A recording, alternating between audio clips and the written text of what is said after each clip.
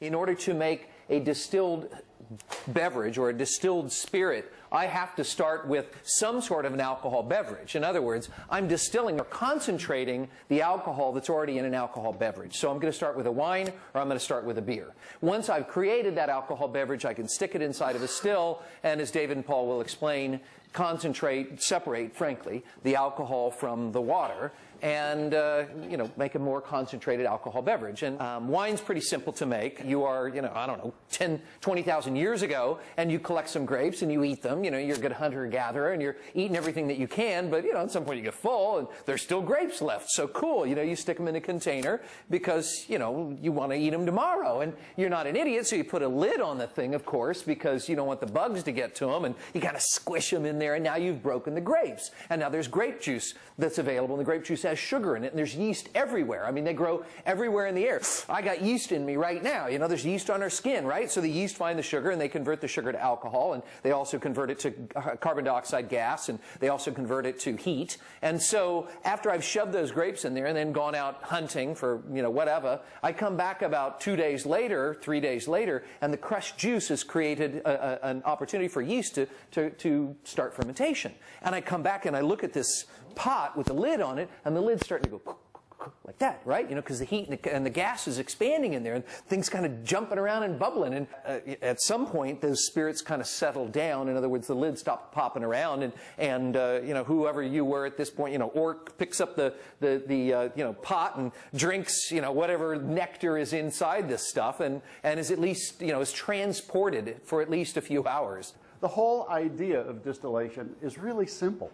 Taking a kettle and boiling that beer or that wine. Now, why are we doing that? Pot still is the oldest form of distillation in the world. Basically, it's just a kettle. It's just boiling. That's all that it is.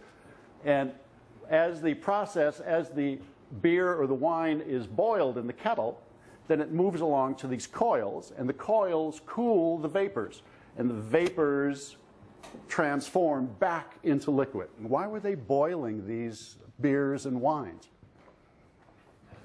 Medicine. That's one of the many uses that ancient civilizations used distillation for. Distillation is a purification process. If I could give you any definition of distillation, it would be that. Then in around 700 AD, give or take, in what is now Iraq, a mathematician, a writer, a physician, really a genius, a Leonardo of his day in Iraq, Jabbar, created the first metal pot still.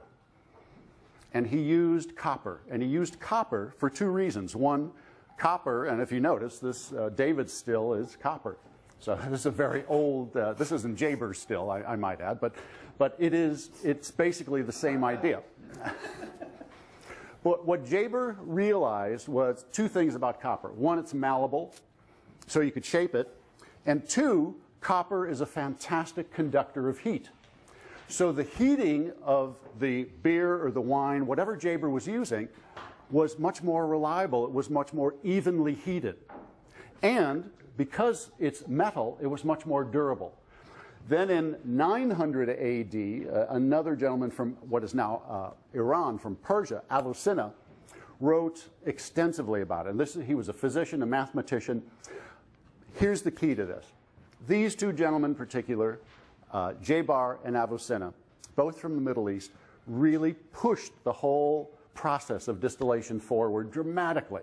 From 700 AD, 800 AD on, this is how things are distilled. There was an explosion of distilling. So this process stayed the same throughout this entire period, getting a huge boost from Christian monks in the late Middle Ages throughout Western Europe, who from the School of Medicine in Salerno, Italy, which did a tremendous amount of distilling from 1100 AD up to about 1500. Just a tremendous explosion. Thanks primarily to the monks and the abbeys and monasteries. Now, what's interesting about pot still distillation is because this is a small vessel, and because each distillate is a single batch, pot still distillation creates a spirit that has a real identity. Because it's a batch process, you have the situation where it's very labor intensive. So think of this as a 50-gallon still. Every time it's done, it has to be cleaned out. As distilling was growing rapidly in the 1700s, three gentlemen in particular, Jean-Baptiste Blumenthal in France around 1818, and Robert Stein and Aeneas Coffey in Ireland and Scotland, created collectively a new way to distill. The second type of distillation became very popular. That's column still distillation. The difference between pot still distillation and column still distillation is basically that because pot still distillation brings on very small amounts, single batches of very intense, very characterful spirits, column still, continuous distillation, brings about efficient, high volume, lighter spirits. Now, is one better than the other? Well, in my opinion, no. They're just different. And each of these different styles of distillation are absolutely necessary to have a global industry that we have